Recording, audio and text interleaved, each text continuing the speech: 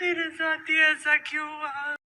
और हम जेल में बंद हो चुके हैं भाई। भाई मैं तुम लोगों को बता देता हूँ कि ये सीन क्या है। ये हमारे पास जो है, हम लोग एक जेल में बंद हो चुके हैं और अरूप को उन्होंने किसी और जेल में बंद कर दिया। अरूप अपना हाथ निकालो बाहर, नजर आ रहा हूँ मैं? आवाज आ रही है? ये जो आप हिरासत में मुलजिम की तस्वीर देख रहे हैं, ये है छपड़ी बतखे की।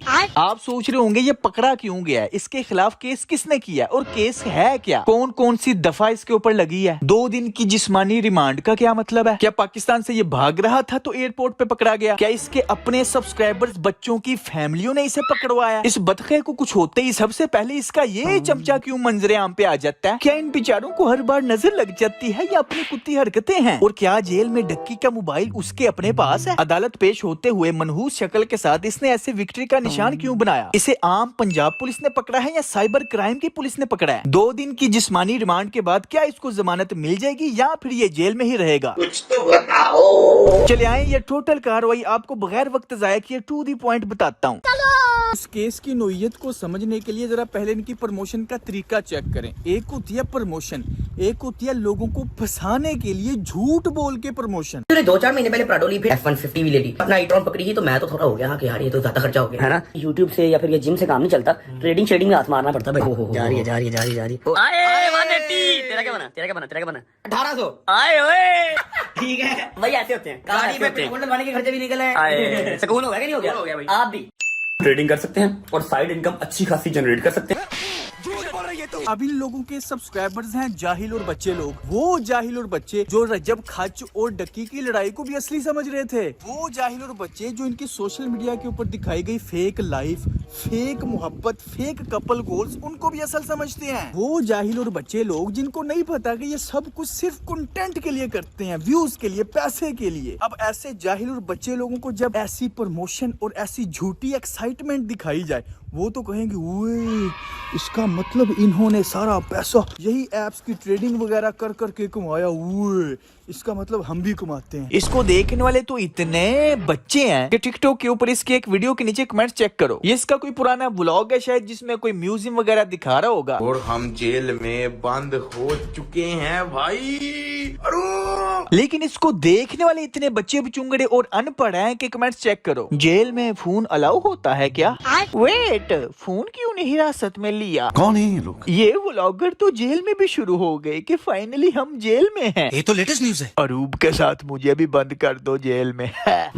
है मोबाइल नहीं लिया, कैमरा बंद कर दे। यार मतलब इनकी अकल चेक करो कि इनको सच में लग रहा है कि वो जेल में व्लॉगिंग कर रहा है। बेवकूफी का कोई इलाज ही नहीं। अब इसकी आपने वो अदालत में पेश होने वाली वीडियो देखी, उसमें ऐसे विक्ट्री का निशान बना रहे हैं। अब कौन सा कारनामा सरंजाम दे के आया है? शक्ल पे मनुष्यत टपक रही है, लेकिन इसको देखने वाले बच्चे जाहिल है ना, उनको दिलासा देने के लिए विक्ट्री मैं कार वो टेंशन नहीं लानी है, भाई का स्वैग है, मेरी एडिट्स बनाओ, वीडियोस बनाओ मेरी टिकटॉक पे। यार देखो वीडियो तो चल रही है, फटाफट पहले लाइक कर दें क्योंकि बाद में आपने भूल जाना है।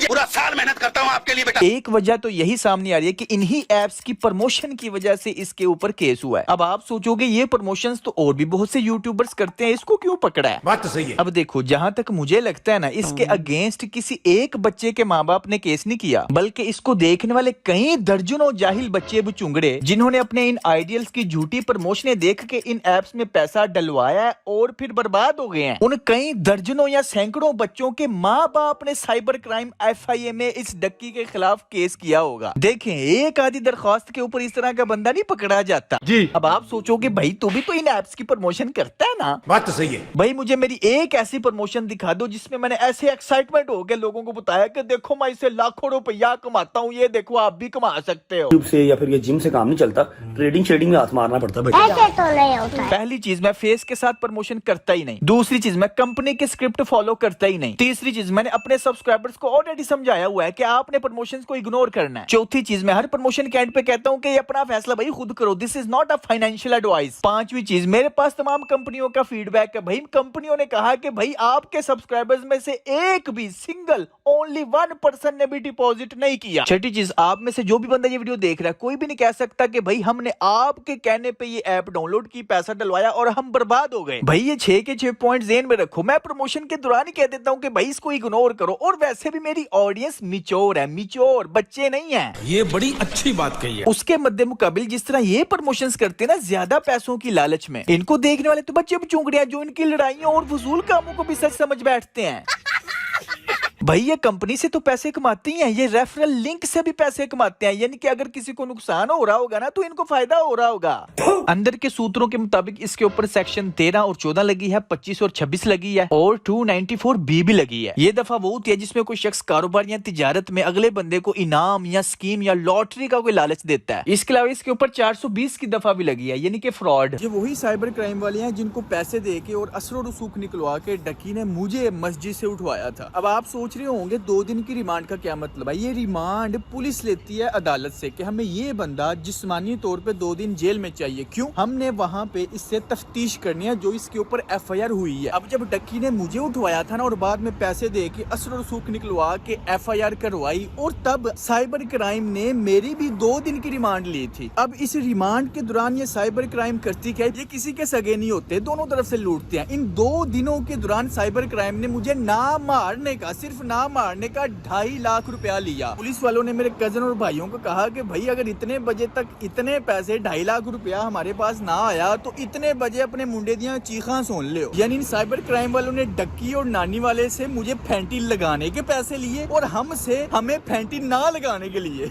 उनको इन्होंने यही बताया होगा कि हमने फैंटी लगा दी है और हमसे पैसे ले लिए कि आपको फैंटी नहीं, आपको हाथ भी नहीं लगाएंगे। अब ये मैं बात आपको क्यों बता रहा हूँ, इसलिए बता रहा हूँ क्योंकि जिस साइबर क्राइम को ये पैसे पूसे दे के काम निकलवा लेते हैं, उस साइबर क्राइम को ऐसी क्या मजबूरी थी कि इसको पकड़ लिया, एयरपोर्ट से पकड़ लिया। उसकी वजह जो इसके खिलाफ केस है ना वो बहुत स्ट्रॉन्ग होगा और वो एक बंदे ने नहीं किया होगा, काफी दर्जनों लोगों ने किया होगा। अच्छा यहाँ पे गौर से देखें, जैसे इसने दूर से देखा ना कि वीडियो बन रही है और इसने सोचा वीडियो से तो मैं बच सकता नहीं, तो इसने स्वैग मारने के लिए फौरन अपनी चाल बदल ली। देखो ऐसे कौन चलता है, ये नशई है, ऐसे जानबूझ के बदमाशों की तरह चल रहा है ताकि मेरी एडिट्स बने। मैं बगैर प्रिंसिपल ऑफिस से चपेड़े खाने के बाद बाहर आके लड़के भी यही करते हैं। विक्ट्री ऊपर से इस चमचे का हिसाब लो, ये एवं रजब और डक्की दोनों का चौधरी बना होता है। हन्नो है। और डक्की जो पकड़ा गया है उसको इमरान खान के साथ जोड़ा है, हिसाब लाओ। वो अपने कुत्ते कामों की वजह से पकड़ा गया है, लेकिन ये कह रहे हैं कि नहीं इमरान खान की मोहब्बत में पकड़ा गया है। और पुरानी क्लिप्स वगैरह ना उसके साथ जोड़ के ना लगा रहे हैं। यार असल में बच्चे हैं, लोग देखने वाले जाहिल है ना, बंदा क्या करे। और लोगों को इस तरह एयरपोर्ट से उठाना, घरों से उठाना एक अच्छा अमल नहीं। क्या बोला तूने? एक अच्छा अमल नहीं। चल साहब लो, इस चूड़े चपड़ गंजू का, इसको देखने वाले पागल हैं यार। ड्रामे चेक करो। ये बात कर कौन रहा है जिसने डक्की के साथ मिलके मुझे इल्लीगली मस्जिद से उठवा लिया था। उसके ऊपर तो प्रॉपर FIR हुई है, दफाएं लगी हैं। आप सोच रहे होंगे मैं पुरानी बातें बीच में क्यों कर रहा हूँ। भाई जो बातें मैं आपको पहले बताता था तब आपको समझ नहीं थी आती, सारी बातें मेरी सच्ची साबित होंगी। ये लोग जाहिल हैं, बदमाश हैं, बगैरत हैं, क्रिमिनल हैं। ये बात है। लेकिन सोशल मीडिया के ऊपर अपनी फेक इमेज बनाए रखी है, शक्ल बबून की तशरीफ जैसी हुई है, लेकिन अपने बचूंगड़े सब्सक्राइबर्स को दिलासा विक्ट्री का निशान और तुसी एडिट बनाओ टिकटॉक ते मेरी।